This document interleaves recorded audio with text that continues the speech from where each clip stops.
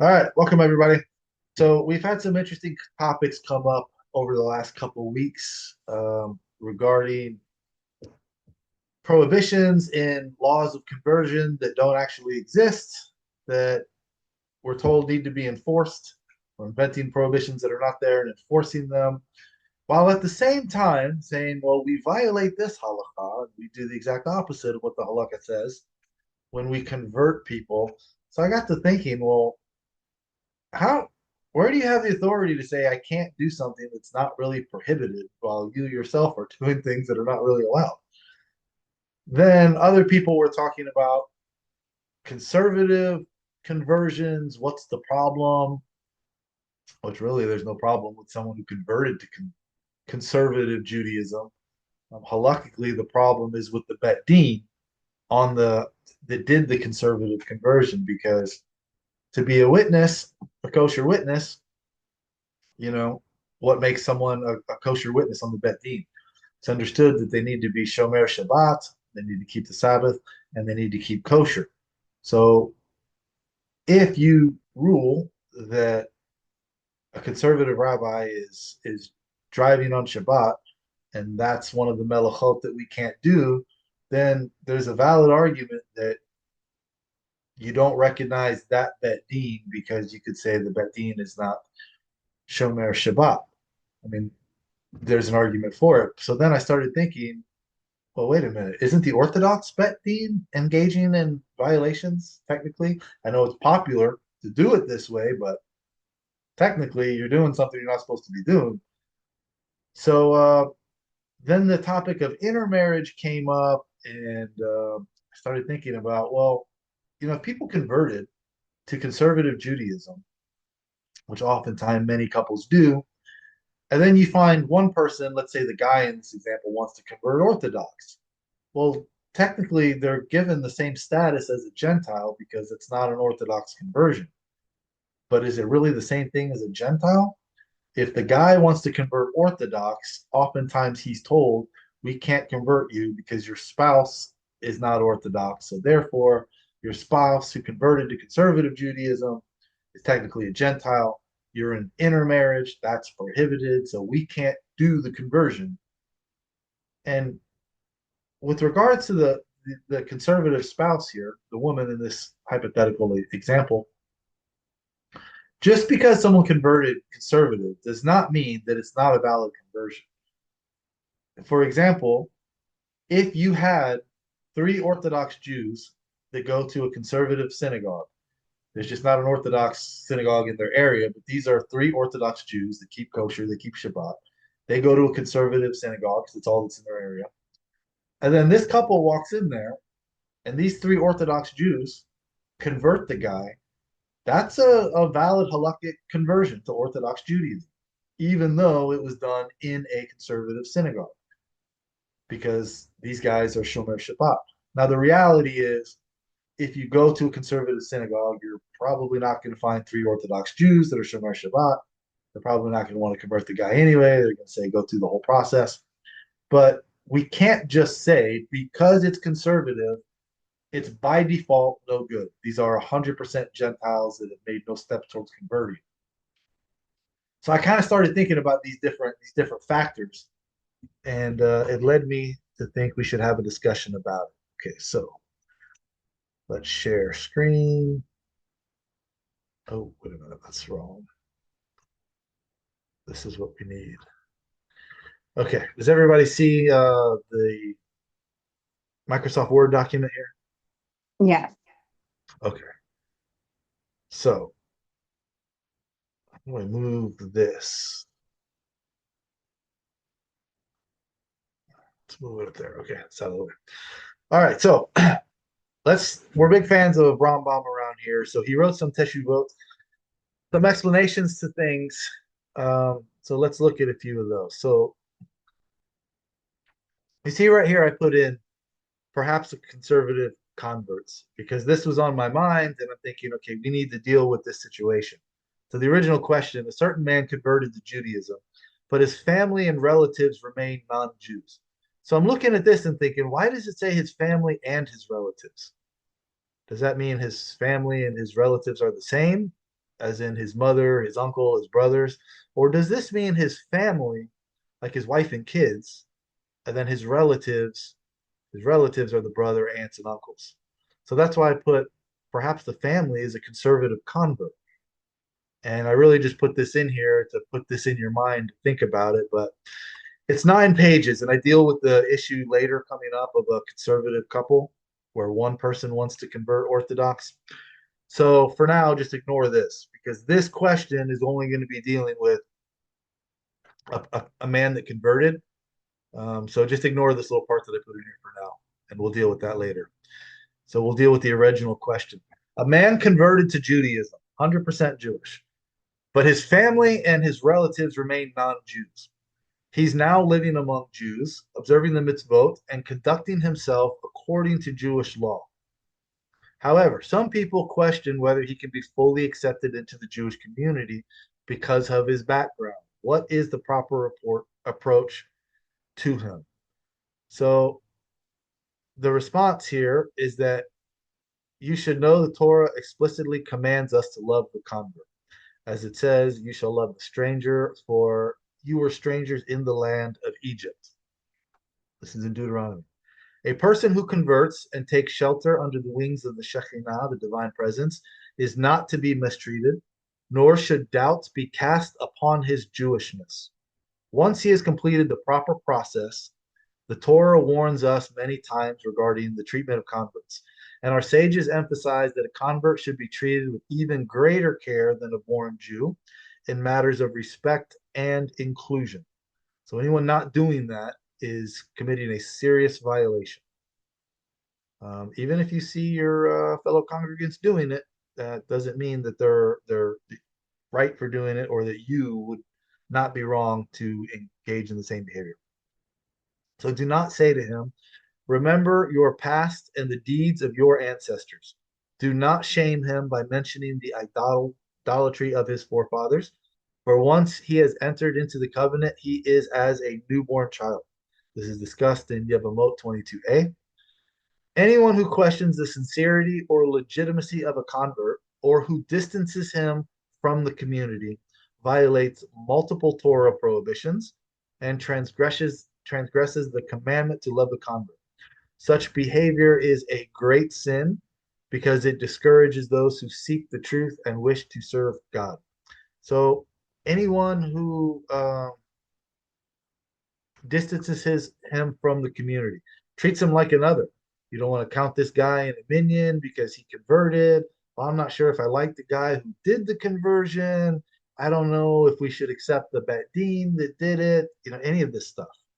But then you tell somebody else, I know he's not frum. I know there's issues with him, but he's a native born, so we look the other way for him, but not for you, the convert. This is distancing him from the community. Therefore, this man is to be embraced as a full Jew without reservation. And by the way, everyone always says we go by the Shulchan Aruch, which tells you when a person comes in, we see him behaving in the ways of Israel. He's got a talit, he knows how to daven. You're supposed to, out of custom, not a matter of halakha, not a matter of law, but out of custom, it's praiseworthy to give this guy an aliyah. What happens if you find out after you give him an aliyah he's not halakhically Jewish? What's the penalty? Nothing. So that rabbi can count anybody he wants in a minyan, even if he's not Jewish. Of course, no rabbi is going to count you in a minyan if they know you're not Jewish, but it just goes to show. If there's a question, if there's a doubt, I'm not sure about this Bet Din, you're going to mistreat these people when, at a minimum, they should be given the benefit of the doubt. But we give this to non-Jews that come in and we suspect of being Jewish without proof. So he's to be embraced as a full Jew without reservation. He's to be included in the Jewish people as any other member, as it is forbidden to exclude or shame him based on his origins.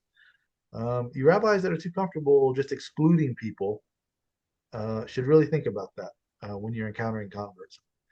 The responsum by the Rambam strongly supports the idea that a convert is fully Jewish and should not be questioned or treated differently based on their background. It also directly opposes modern tendencies to exclude or doubt converts based on factors that halakha does not recognize as disqualifications.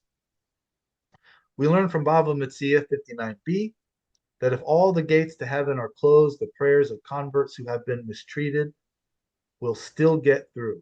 And anyone who causes anguish to a convert, even verbally, transgresses multiple Torah commandments. Now, everybody has heard of Bava Metzia 59b, whether they know it or not, because this is where we get the statement halacha is not decided by a voice from heaven, it's decided by rabbis. When we're discussing halacha, who is a divine voice from heaven to interfere? Torah is not in heaven, it's here for the rabbis to decide.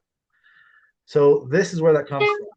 And I guess they stop reading there and they don't get to the end of it where it says, why are converts mentioned 36? Some say 46 times. You're transgressing multiple Torah commandments, but even verbally mistreating a convert. A lot of good stuff in there. I've done a whole video on it. I think two of them. If you want to see my full discussion on that, it's on the channel. Okay, so this is the question when you see a guy, you know he's Jewish because he converted, but he's got non-Jews in his family. So let's move on to a different case here. So I have a line here to separate. So Rambam's Teshuvot response discusses the case of a Jewish man who has a relationship with a non-Jewish woman. She was like a servant, like his maid. This was a sexual affair that he was having with a non-Jewish woman. So the case of a Jewish man who has a relationship with a non-Jewish woman and seeks guidance on whether he may remain with her if she does not convert. In the end, he says that she should be converted and they should live together in peace. Now, it's important to point out these people are not married yet. This is a separate situation for a person who did marry a non-Jew because now the marriage has already happened. And I think we discussed that coming up. But for this particular case, they have not married. The affair is going on. He's Jewish. She is not. They probably want to get married, but they're not married yet. So can we do this marriage? The answer is no. We can't write a ketubah for a Jew and a non-Jew. So this is Rambam's response. It is forbidden for a Jew to marry a woman who is not of Israelite descent. What's Israelite descent? There's no difference between a Jew who converted and a Jew who was a born Jew. Um, so DNA doesn't matter. They don't have to be descent. Two people who convert that have a child, that child is born to these converts who converted. That child is a native born, 100% Jewish, because that child was born to to Jews, even though those Jews converted. So that child who doesn't have any DNA different than what he got from his parents has Israelite descent. So this is his exact words, Israelite descent, but don't let that fool you into thinking DNA has anything. In fact, if you have 3% Ashkenazi DNA according to a DNA test, it means nothing. So this is saying we can't perform the marriage between this Jewish guy and a non-Jewish woman. As it is stated, you shall not intermarry with them. Do not give your daughter to his son, and do not take his daughter for your son. This is Deuteronomy 7:3. Even though we are not commanded to execute someone who violates this, as we would in the case of marriage with 7 Canaanite nations, the prohibition remains severe, for it causes the child and his descendants to be led astray by foreign influence and abandon God. Okay, so we should always check the sources for everything, but when you see from his response here, we're not allowed to marry this couple because she's not Jewish. And he tells you what's the reason for it because we don't want the child and his descendants to be led astray, taken away from Judaism. That's the reason for it. So, my question is what was the motive behind the prohibition? You shall not intermarry with them. This is what comes from Deuteronomy 7:3. A specific group of people in that area at that time. That's who he was talking about. Do not give your daughters to their sons, or take their daughters for your sons, for they will turn your children away from me to worship other gods. And that would be the problem. And the Lord's anger will blaze forth against you. He will promptly wipe you out. Instead, this is what you should do to them. You should tear down their altars, smash their pillars, cut down their sacred posts, and consign their images to the fire, because these images are what is idolatrous. Um, this is the problem, the actual idolatry. So this is quoting Deuteronomy 7:3. I have it here in the Chabad Chumash. Let's see what it says. This is the one that's got the commentary to it, the inline commentary. You shall not intermarry with them. You must not give your daughters to the son of theirs, and you must not take a daughter of theirs for your son. For the children produced from such unions, this is the commentary that Chabad adds, will be lost to the Jewish people. The children born to the non Jewish daughter will not be Jewish to begin with. And although the child born to your Jewish daughter by her non Jewish husband will be Jewish, because they're born to the Jewish woman, the husband will still turn away your Jewish grandchild from following me, and they will worship the deities of other nations. And that's the problem, the actual behavior of serving deities of other nations. God will hold you responsible for not eliminating this threat from your midst. The threat is the temptation to serve other gods. The wrath of God will be kindled against you, and he will quickly destroy you. Rather, you must do to them, you must demolish their multi stone altars, smash their single stone monuments, cut down their defiled trees, and burn their sculpted images into the fire. So we see the point that he's kind of hinting at here. The reason for the problem is the behavior. When he took us out of Egypt, he didn't say, make sure if I ever come back to Egypt that I don't see you believing in these other deities that I just waged war against. I'm sure there was people that stayed that did believe in the existence of those deities. The problem was the actual avodah, the service, the behavior that people were engaging in. That is what we are not allowed to do. That is prohibited from us. So this was quoting Deuteronomy 7:3. Here we're going to move on where we see basically the same thing in Shemot, Exodus.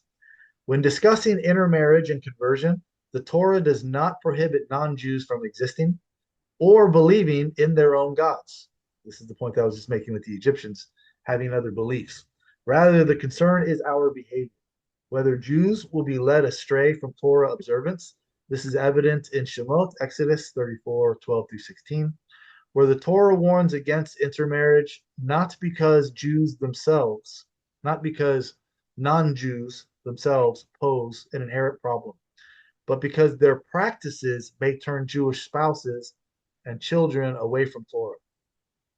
Beware making a covenant with the inhabitants of the land which you are advancing, lest they be a snare in your midst.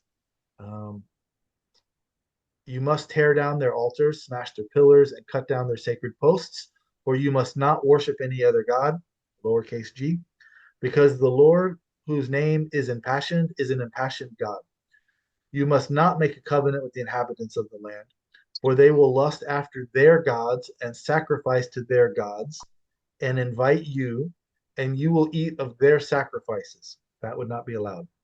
And when you take wives from among their daughters for your sons, so their daughters will lust after their gods and will cause your sons to lust after their gods. And that would be the problem. So I guess there's an argument that this nation that you're advancing against, those 7 Canaanite nations, well, we don't know who those descendants are, so any non-Jew could be a descendant of one of those 7. But we also don't know when a person comes to convert if they're a great grandchild of a Moabite. We convert them anyway. So we learn from halakha, we don't assume the worst. I mean, if we don't know this person is a Moabite or from one of these 7 nations, we don't assume that they are. So the problem was not with the people themselves. They're part of creation as well. God created all of these other non-Jews. The problem was with the actions of serving idols. That is what is prohibited. Even when we left Egypt, Hashem did not tell the Egyptians they should not believe in the existence of other deities, but he did prohibit us from offering sacrifices to them, which once again means we must not engage in the actual practices, such as serving idols. which, by the way, those of you who know history know that even in the land, you were allowed to do things that were considered idolatry.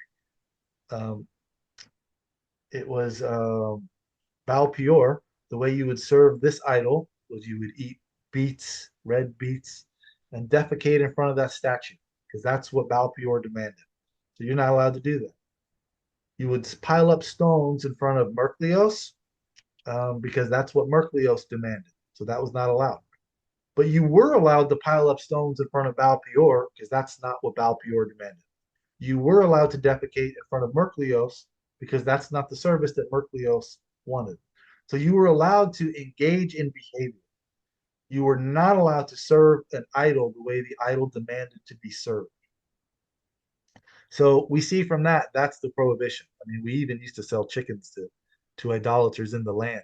We would clip off the toe so the chicken has an imperfection because the idolater would no longer sacrifice this chicken that we clipped the toe off of to his deity. So we tolerated the existence of non-Jews that were idolaters, and we even did business with them. We tried to prevent the service being performed, the service that the deity demanded.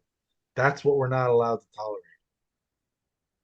So we must not engage in those practices, actual practices, because that would turn us away from Torah. So to have a spouse that actively engages in these prohibited examples, and these prohibited activities would be the temptation that we cannot allow. That's why we cannot marry this Jew in this example to the non-Jewish maid. Um, if she's engaging in these types of things, we can't have that. She's got to convert and accept our way of life. So even though there are examples in history of people like King Solomon and Samson, there's a debate about whether they married these types of women that were engaging in these non-Jews that were engaging in this type of idolatry, or if they converted them and then they engaged in these activities afterwards. But no one disputes we cannot officiate a marriage between a Jew and a person who is actively engaging in this type of prohibited activity. So when you see Rambam say here they should be converted, uh, that she should be converted and they should live together in peace, ideally that's what would happen. But he does not permit the actual marriage. It's forbidden for a Jew to marry a woman who is not of Israelite descent. So she would have to continue, or she would have to convert to recognize that for that relationship to continue. So, what can we learn from this? Rambam recognizes the man's emotional attachment. He understands the depth of the bond, even if he rules that it is not ideal. She should be converted and they should live together in peace. He explicitly allows for the relationship to continue if the woman converts, according to halakha, which everyone's going to tell you means you have to be sincere, you have to accept all the mitzvot, But technically, if it's done according to halakha, it's a halakhic conversion. So we're going to get into what is a halakhic conversion, because a halakhic conversion is done a certain way. And there's a lot of people that don't like it being done that way. They say it should be harder. We should do more. But if it's done according to halakha, it's done according to halakha. This woman in this example would now be allowed to marry. Okay, so there's no retroactive nullification in the case of a convert. Mishnah Torah. Do you guys see me or just the screen? Both. Okay. Anyone that doesn't have this is the Mishnah Torah. I don't even see my own camera here, so I'm hoping you can see it. I can see it. It's Sefer Kedusha. Kedusha. Sefer means the book, the writing. Kedusha, holiness, book of holiness. One of the sections in there is called the Suri Bia, prohibited relations. Um, so if you don't have the physical copy, that's how you find it online. Just look up a Suri Bia, chapter 12, halacha 17. When a court did not check a potential convert's background and did not inform him of the mitzvot, and he circumcised himself and immersed in the presence of three ordinary people, he is a convert, even if it is discovered that he converted for an ulterior motive. He had no intention of keeping the mitzvot. He wanted to deceive the Bet Din so they would convert him so he could marry a woman, even if it's discovered that that ulterior motive was present. Since he circumcised himself and converted, he has departed from the category of Gentiles. Even if the convert worships false deities afterwards, he's like an apostate Jew, which is not a non Jew.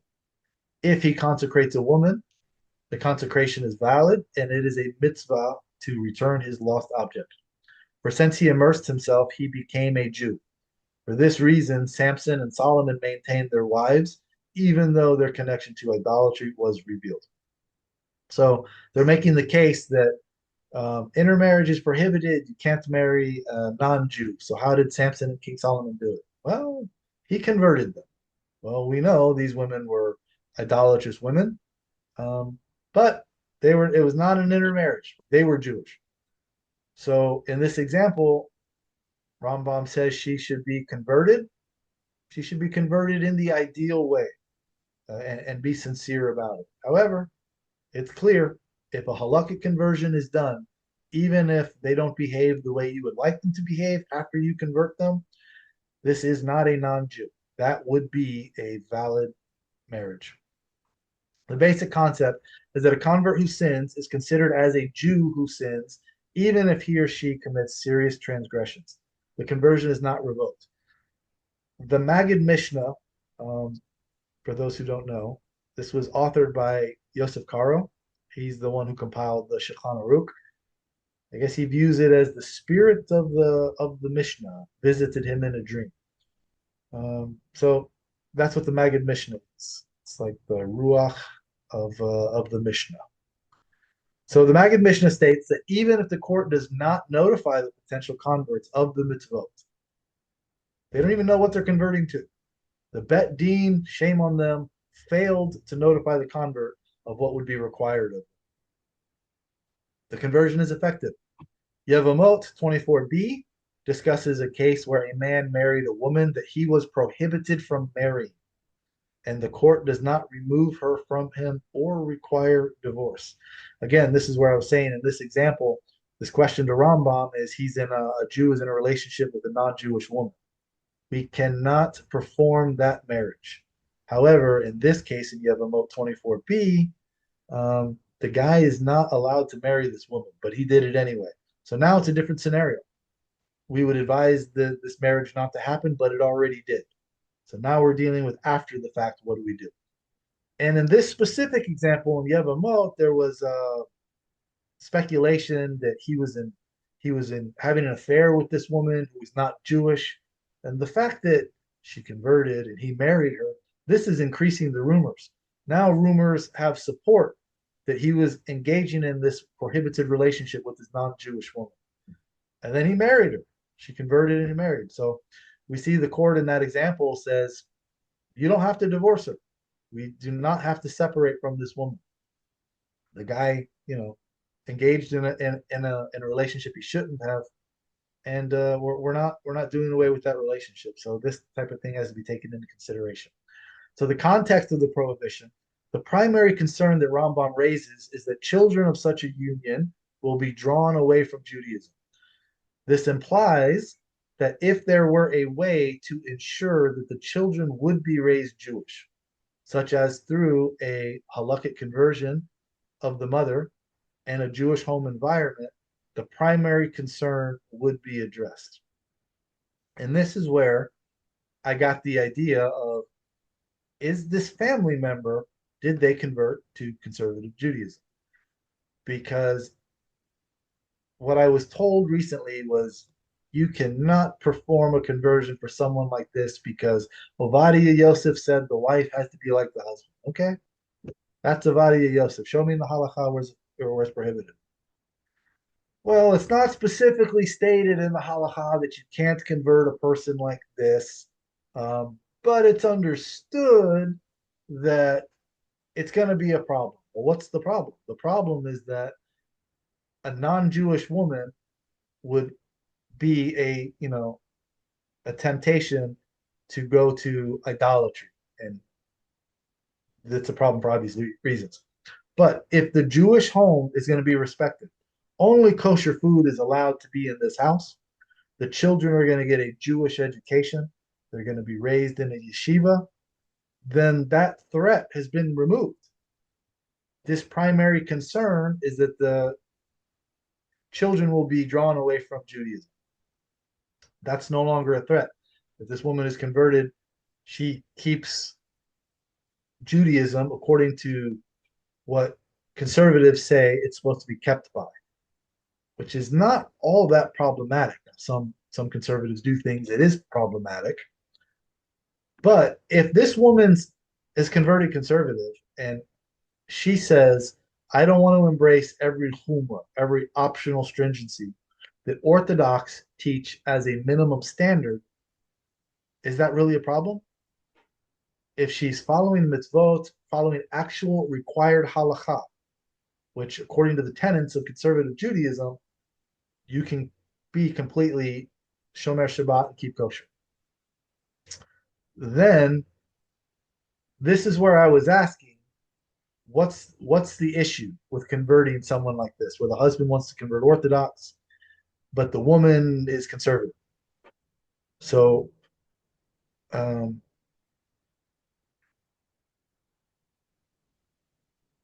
if there's going to be a Jewish home environment, the primary concern will be addressed. So the interpretation through a broader lens, okay, some later authorities, while agreeing with Rambam's strict halakhic rule. Remember, his strict ruling is that you cannot perform this marriage. But at the same time, we have to emphasize the human element. A non-Jewish spouse who deeply respects Judaism and encourages a Jewish home life, even without conversion, might mitigate some concerns. Okay, now there's going to be people who say it doesn't alleviate my concerns. I don't want this person to convert. I don't want this guy to convert to Judaism if the spouse doesn't do it. So this next part here is a direct quote from Yitzhak Britzowitz from Or Sameach, the yeshiva in Israel.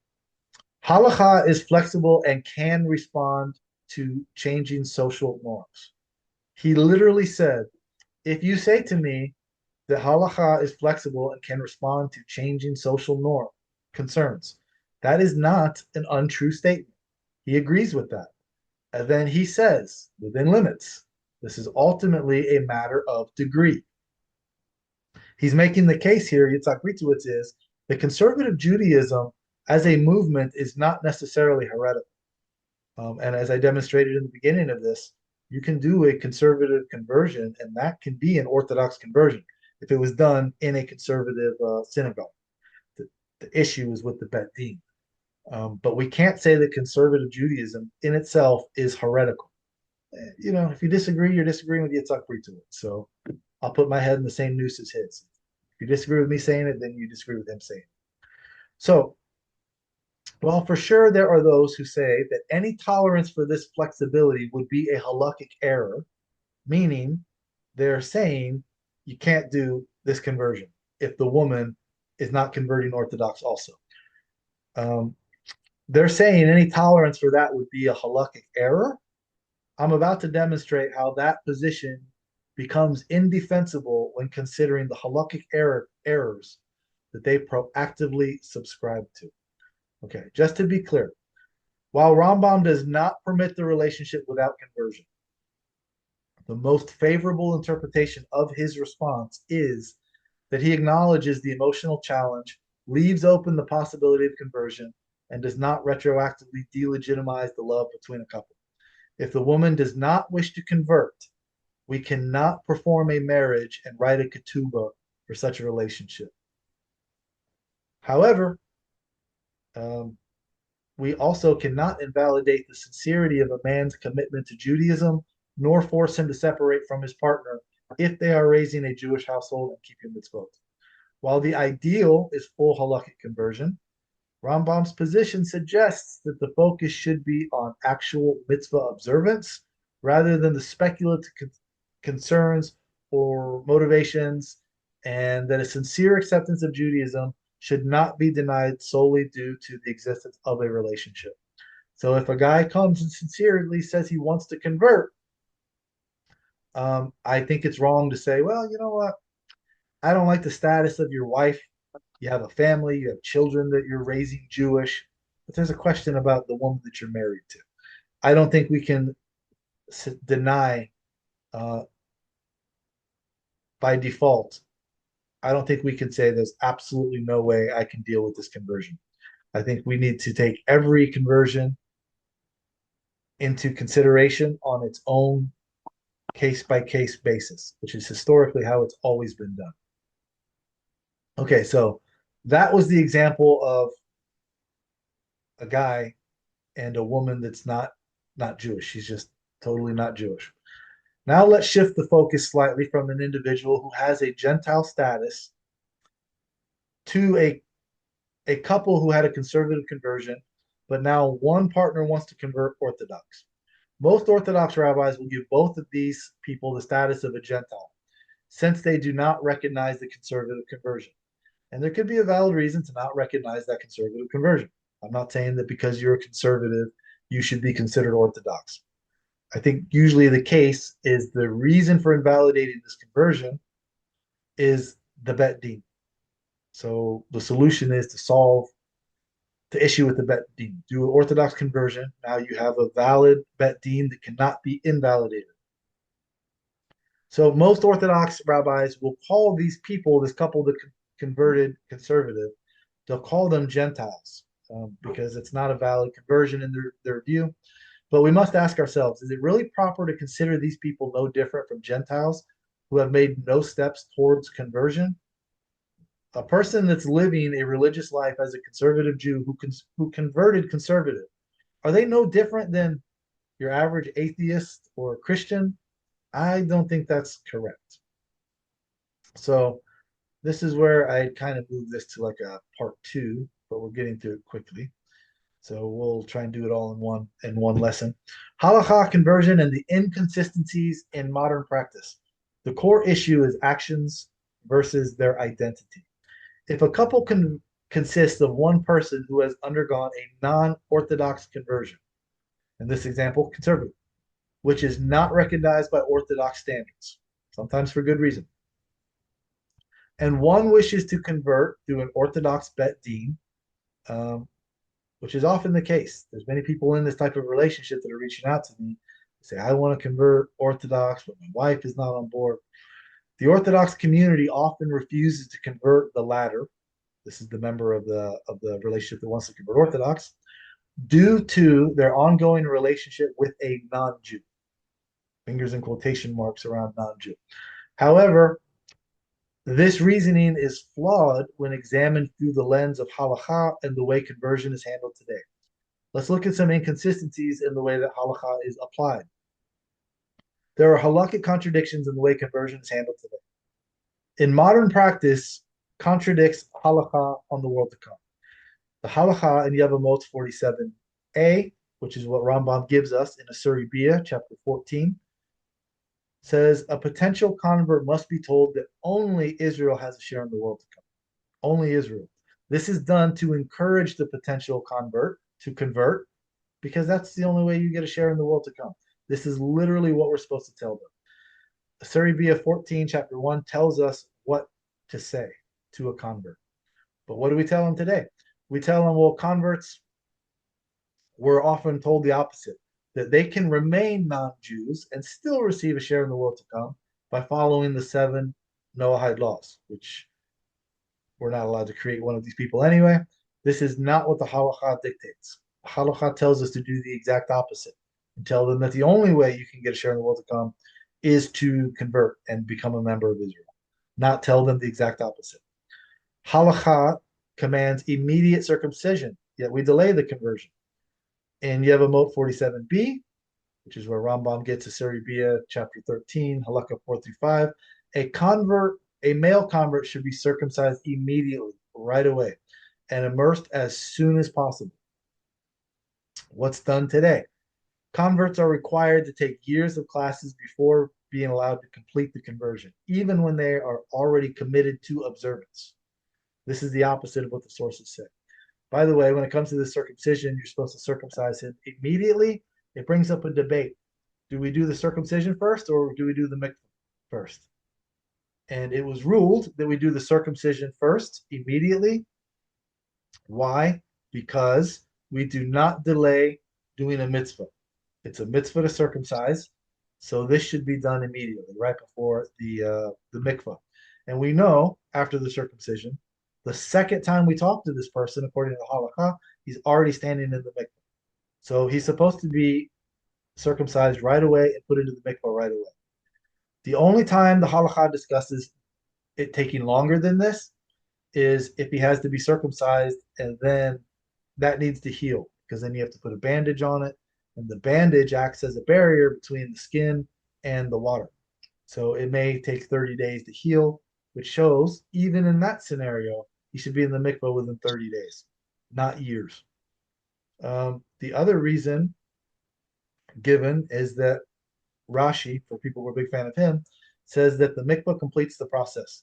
If we put him into the mikvah right away and we trust him to circumcise later and then he doesn't do it, then we have people that are fully Jewish, non-circumcised.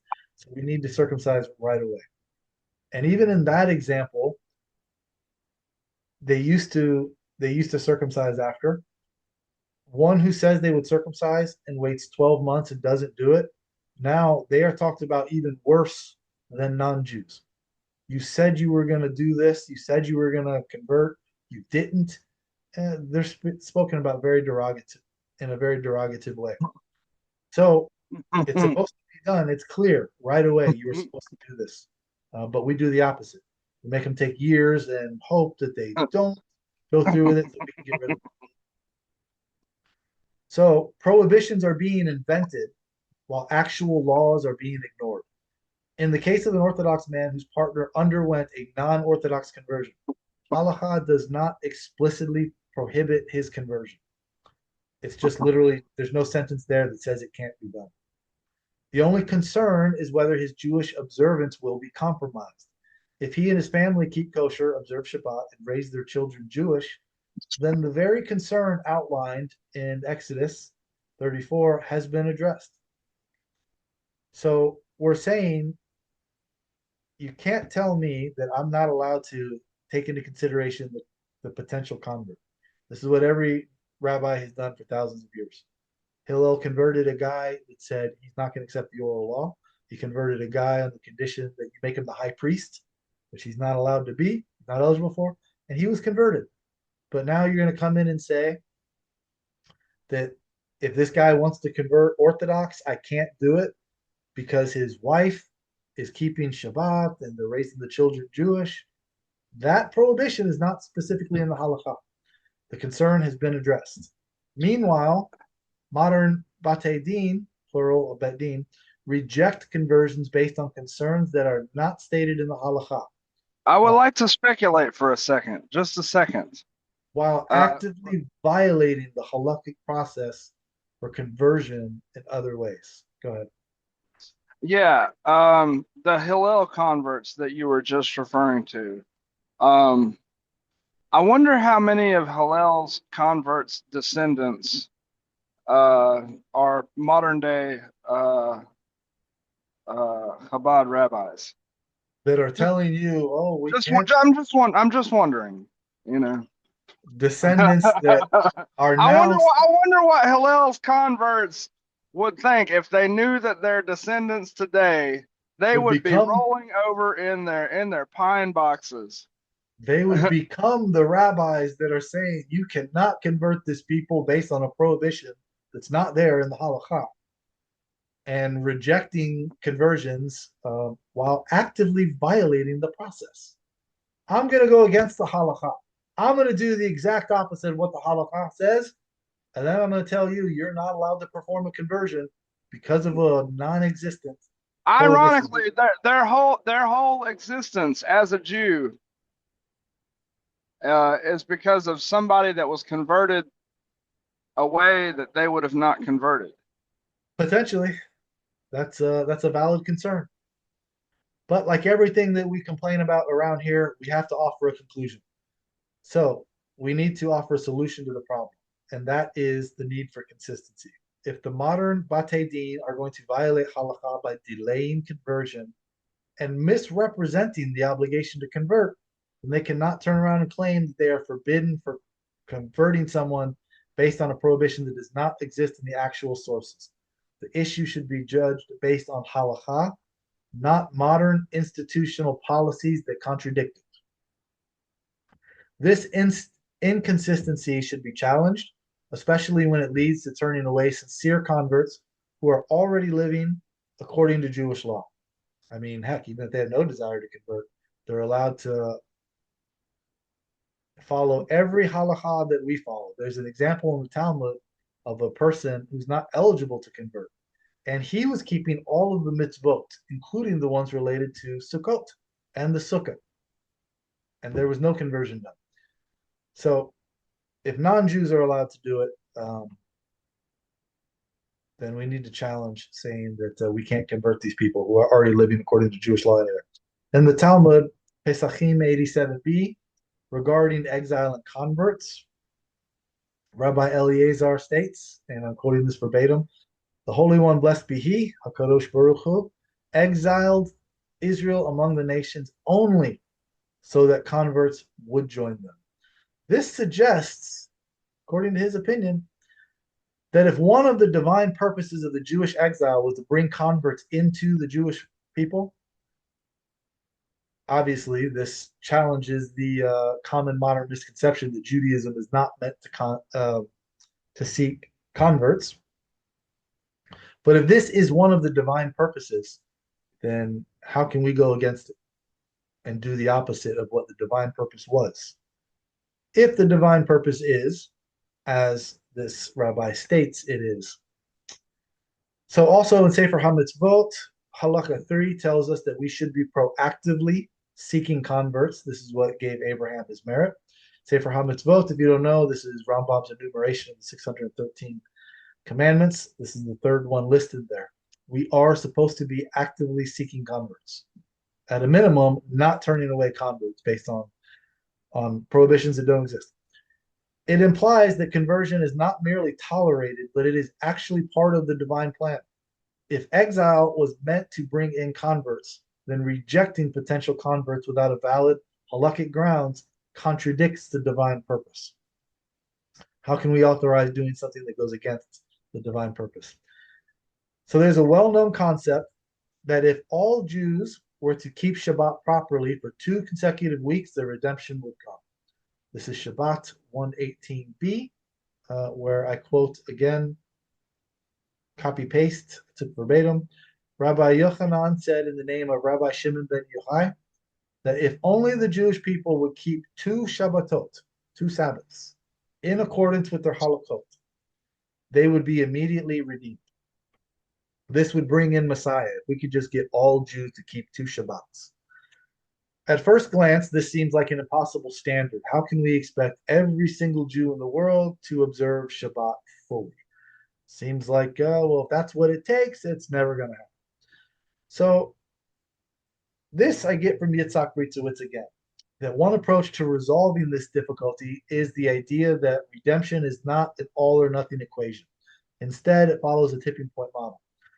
If the vast majority of the work has been done, then only a final push is needed to tip the scales. So in this view, if the great Gedolim that came before us, they already kept mitzvot, and they've already done most of the work to bring Mashiach, then all we need is that final push. They've already done 99% of it. We just need enough Jews doing a certain percentage of the mitzvot to do the final amount to get us over the edge. So even if not every Jew keeps every mitzvah perfectly for 2 weeks in a row, every additional act of mitzvah observance by an individual contributes to the collective spiritual momentum that's necessary to bring about the ultimate redemption, which means these people that are converting, all the mitzvot that they keep after we convert them is helping us achieve this goal. To reject them is now saying, well, all that potential you have to help, we don't want. We want you to waste it. Flush it down the toilet. We see no value in you helping us achieve our goal. I think this is wrong. From this perspective, rejecting a potential convert, particularly one who is genuinely striving to observe mitzvot, even if not yet perfect, means losing out on the spiritual contributions they could have made. Even if the redemption is dependent on reaching a critical mass of mitzvah observance, then every person who takes on Torah and mitzvot, even partially, brings us closer to that goal. This also explains why, in Rambam's view, it's even preferable to convert the potential convert before we teach them what all the mitzvot are. So after you convert them, when you teach them this is a mitzvah, and they say, "Whoa, I didn't know that was one of the mitzvah. I have a kind of a problem. I don't know if I can keep that one." Well, according to Rambam, it's a good thing we converted you before we taught you this, because now you're Jewish and we can benefit from all the mitzvot that you are keeping. And the fact that you're not keeping this one perfectly yet does not invalidate all the benefit that we can get from, and all the benefit that you can get by converting. So, thus, the refusal to accept sincere converts, which happens all the way, this happens all the time, by the way. Sincere people are turned away all the time. And by doing that, it does not merely impact the individual, it weakens the entire Jewish people, their collective spiritual strength. The question should not be whether a person is entering with absolute perfection, but rather whether their acceptance of Torah and mitzvot contributes meaningfully to the overall mission of Israel. And I tell you, all these people that convert, when you ask them why they wanted to convert, listen to the stories that they tell. The most beautiful stories. That's all they want to do is contribute and help. So it's wrong to turn them away. This approach shifts the conversation from exclusivity, only you can convert if you're better, more frum than your rabbi is, to impact. What impact can they make? How can they help us? Rather than focusing on exclusion based on technicalities, we should recognize the tremendous value of every sincere step towards observance, especially in a world where every mitzvah has the power to bring us closer to redemption. My definition of a good Jew is not one who's perfect, it's one who's getting better. So that's how every Jew that converts enters, as one who's getting better. And the reality is, you're probably not going to end up being perfect at the end of your life. So to require you to be perfect when you're at this stage, I think is wrong. Okay, so this would be part three. I think we're still under 1 hour, so let's move into the final portion of this. Halakhic and historical support for a more consistent approach to conversion. The core question. The modern Orthodox approach to conversion often creates halakhic contradictions. Contradictions are kind of bad. By rejecting sincere converts based on factors that halakha does not explicitly prohibit, while simultaneously ignoring halakhic mandates regarding how conversion should be handled. A closer examination of Talmudic and historical sources reveals that, number one, halakha focuses on action, not ancestry, as the determining factor of Jewish identity. We even see this going all the way back pre-halakha to the initial source of the prohibition in the Torah of intermarriage is focused on the actions that would lead us away from Torah observance. Two, the rejection of sincere converts based on arbitrary factors contradicts both Talmud and historical precedent. By the way, you've heard two Jews, three opinions. Conversion is one of the unique things that does not apply to. When you see anything written about conversions in the Talmud, the Yerushalmi was 500, the Bavli 600 of the Common Era, to Mishnah Torah, the only complete codification of halakha that we have, 1200. Fast forward to the Shulchan Aruch in the 1500s, they all say the exact same thing. These conversions should be done according to that. It's not only halakha, but it's thousands of years of precedent. This modern day mistake that we're making of converting people the way we're doing it now is recent. Only within the last maybe 100 years, probably less than that. So it's a slap in the face to the thousands, every rabbi that's done conversions the right way for thousands of years by saying, no, I want to do it differently today. Rigid institutions, institutional policies have created new barriers that did not exist in halakha, and that's a problem. Jewish status is determined by actions, not lineage. A fundamental error in modern conversion policy is the assumption that Jewish status is primarily about lineage rather than commitment to observance.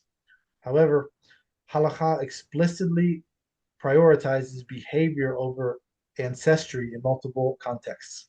Ruth the Moabite as a model convert, which, by the way, we don't even know when she converted.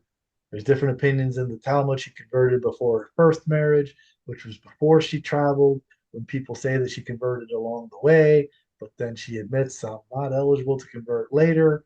And then there's a debate about whether the law was changed or if she was married and converted when she wasn't supposed to be. That's a longer discussion. But she was not tested for years before she was accepted into the Jewish people. This was not the process that Ruth went through. Her declaration, which is the popular one, your people shall be my people, your God, my God, was immediately accepted as proof of her commitment. Even the invented conversation that's not present in the book of Ruth, the Gemara adds, they attribute entire paragraph to Naomi that's not present in the text. Even attributing a conversation to her that's not in the book of Ruth, that was one conversation. She made 3 statements. Ruth made 3 statements, and that was it. She was converted, according to that opinion, that's when she was converted along the way. There's no indication that she was rejected based on her past life. Only her willingness to live as a Jew mattered. And as we see in Halakha, Rambam makes it clear they don't have to be informed of what all of the mitzvot even are when they're converted. So the Talmudic precedent, a convert who accepts mitzvot is accepted. You have a moat. This is the Talmud. This is where it comes from. A convert comes to convert. We say to him, why do you wish to convert? Do you not know that Israel suffers in this world? If he says, I know, and I accept, then he is circumcised immediately. The Talmud does not demand a long probationary period. Only acceptance of mitzvot is required. Now, everything's debated in the Talmud. You could say, well, we don't go by that. We have codifications. That's what Mishnah Torah is. It extracts the halakha. If you don't like Mishnah Torah, you want to go by the Shulchan Aruch. It's an abridged version of what we find in Mishnah Torah. So anywhere you go, the Talmud, Mishnah Torah, Shulchan Aruch, they all say this, which is very different than what you see today. This completely contradicts modern practices where candidates are forced to wait for years, even when they are already living a fully observant life. Halakha never requires converts to dissolve marriages. So in this example of a conservative couple, where one now wants to convert Orthodox, why would I have to tell him he's got to divorce his wife, separate his children, and now raise them in 2 separate households? It's not present in the halakha telling me to do that. Another contradiction is a refusal to convert someone if they are married to a person who underwent a non-Orthodox conversion or is otherwise not considered halakhically Jewish. Talmudic precedent. Hillel and Shammai accepted the grandchildren of converts. I think this is the case that Moshe was bringing up. Neither school ever suggested revoking conversions or forcing converts to separate from their family. This shows that even when there were disputes over lineage, the principle of keeping Jewish families together was upheld. So if I have a Jewish family keeping mitzvot or keeping Shabbat or keeping kosher, I think it's wrong to tell them, no, we can't convert one of you who feels his connection to Hashem is incomplete without an Orthodox conversion, while the other spouse doesn't know the difference between a chumrah and an actual halakha and says, I can't commit to eating only candy made from Halav Israel, milk that was milked in the presence of a Jew. Halav Stam is perfectly kosher.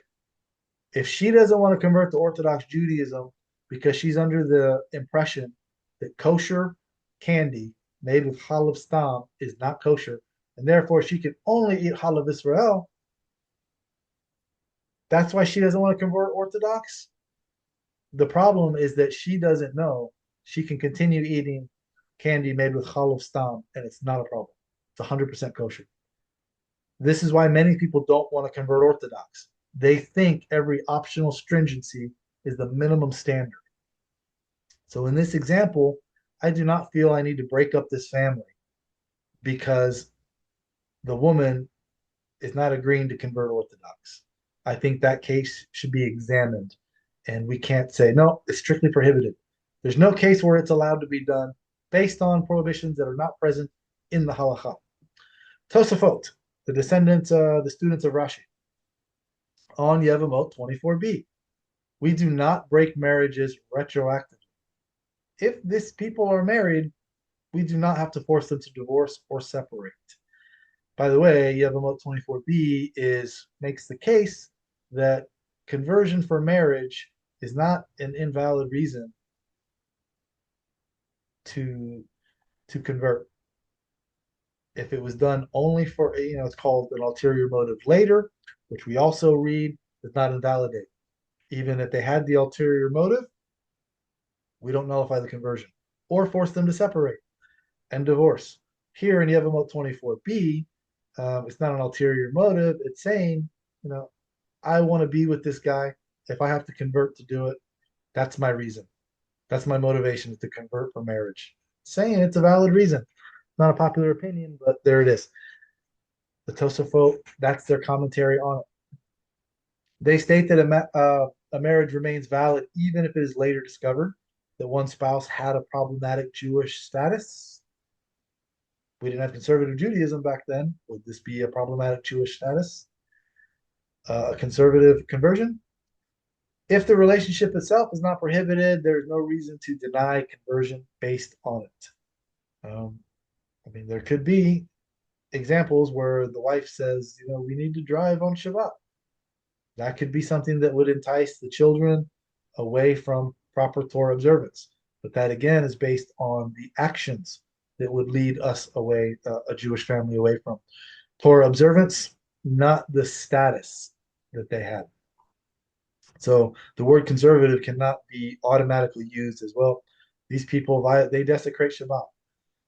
You certainly cannot call these people automatically by default because it says conservative. Well, these people don't keep Shabbat while you're inviting people into your synagogue who are driving there and giving them an aliyah. If you're gonna say, well, he's a Tanoch Mishpah, he doesn't know. I want to have a minyan. I'm not gonna exclude him from the minyan. I'm gonna count him in the minyan. And then you're automatically gonna say this person is problematic because they converted conservative. That's not a consistent way to be. So refusing to convert someone because of their spouse's Jewish status in question has no halakhic foundation. It's a modern innovation. It contradicts earlier sources, which, as I just demonstrated, is not even consistent within the modern way that it's applied today. By allowing Orthodox synagogues, allowing people to get an aliyah when they drive to the synagogue, especially when they say they go by the Shulchan Aruch, which says one who desecrates Shabbat publicly is one who denies the entire Torah and is kegoye, like a non-Jew in every aspect. But we don't go by the Mishnah Torah if they drive here to my Orthodox synagogue because I want a minyan, so I want to count them. But someone who's conservative and frum, we can belittle them and deny them converting Orthodox because of their spouse. I have a problem with this. The danger of adding to halacha. Ironically, the same groups that reject sincere converts on non-halakhic grounds often add requirements to conversion that contradict Torah law, which is a violation of Baal Tosif. You shall not add to the word which I command you, inventing a non-existent prohibition. Nowhere in halacha does it state that a person may not be converted if they are married to someone with an uncertain Jewish status. Creating such a prohibition is an act of adding to the Torah, ignoring halakhic requirements while inventing new ones. The Torah commands that a male convert be circumcised and immersed immediately, yet modern practice delays conversion for years. Meanwhile, halakha does not prohibit converting someone in an existing intermarriage if the Jewish home is stable. Yet modern day Batei Din reject them. This means the real violation is occurring when the Bet Din itself not the prospective convert. So remember, what's the issue with a conservative conversion?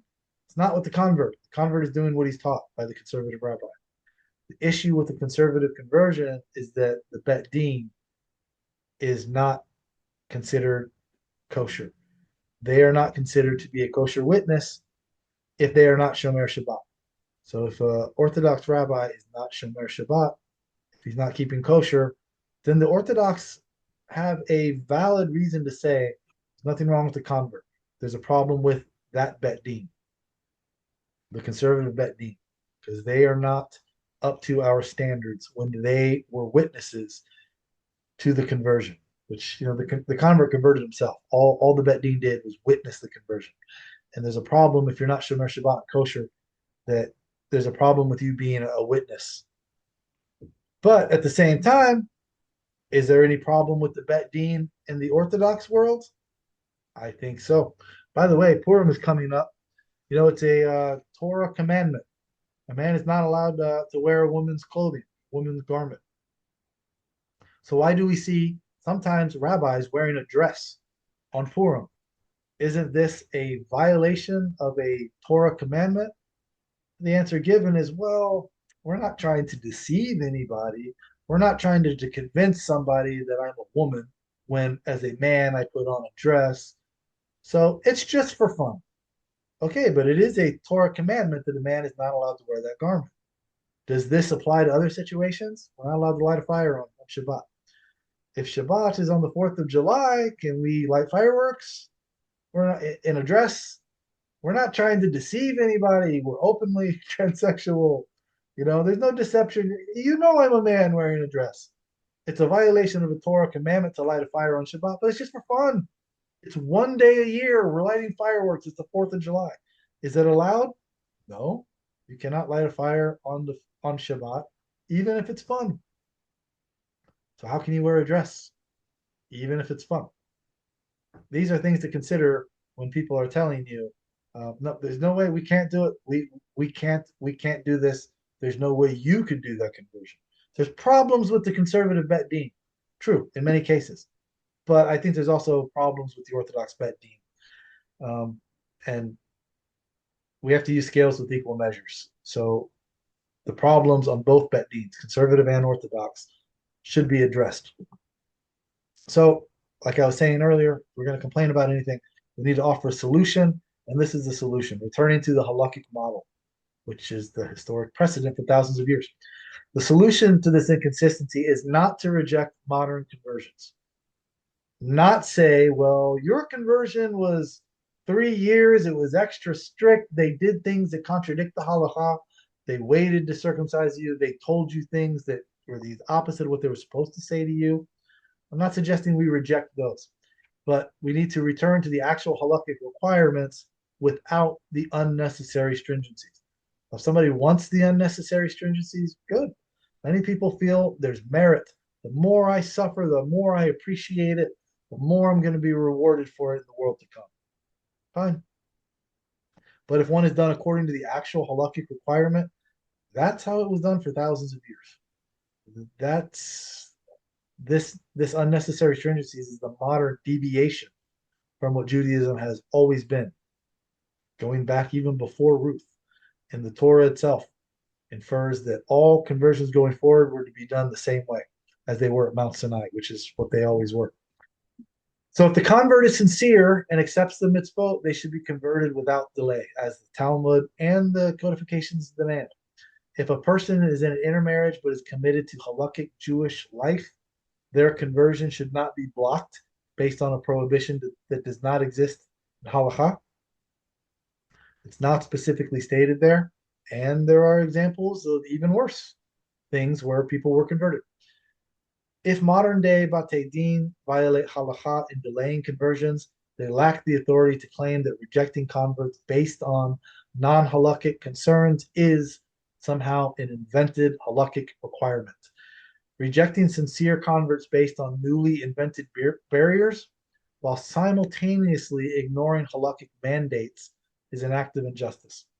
Halakha is meant to be followed, not selectively applied based on political or institutional preferences. If the concern is ensuring the Jewish future, then the solution is to uphold Torah law faithfully, not create new roadblocks to the Torah that the Torah itself never commanded.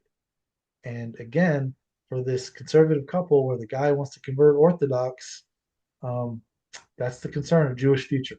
Denying them this ability is setting them up to fail, to break apart this family or to lead this family away from Judaism. If you want a Jewish future, then we need to encourage and support this family. So that's my opinion on the matter. All right. Anybody have anything they'd like to say about that before I think we made it just 1 hour? All right, then we will stop the video and continue the conversation there. Thank you everybody for being here, everybody that's watching, that's not present in the group.